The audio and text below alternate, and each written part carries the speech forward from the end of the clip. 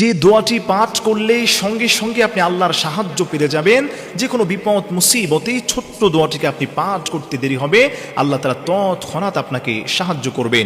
এই ছোট্ট দোয়াটি আমরা সবাই পারি, বাচ্চারাও পারে, মা বোনেরাও পাঠ করতে পারে। তৎক্ষণাৎ আল্লাহর সাহায্য আপনি পেয়ে যাবেন।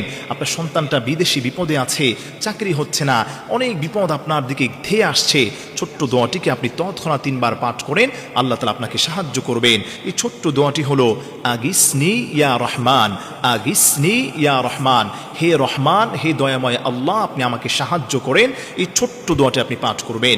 নবী পাক সাল্লাল্লাহু আলাইহি ওয়াসাল্লামের সাহাবী হযরত আনাস রাদিয়াল্লাহু তাআলা আনহু মক্কা থেকে মদিনায় হিজরত করার সময় একজন মুনাফিক মুসলমান তাকে একটা জায়গায় বন্দী করেছিল, তাকে বড় বিপদের মধ্যে রেখে দিয়েছিল।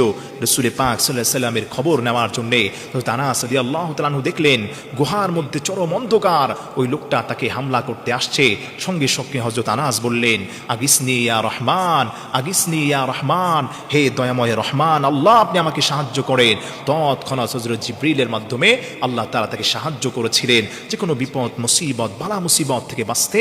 তৎক্ষণাৎ এই দোয়াটি আপনি 1 বার অথবা 3 বার শুধু পাঠ করবেন, আল্লাহ রাব্বুল আলামিন তৎক্ষণাৎ আপনাকে সাহায্য করবেন।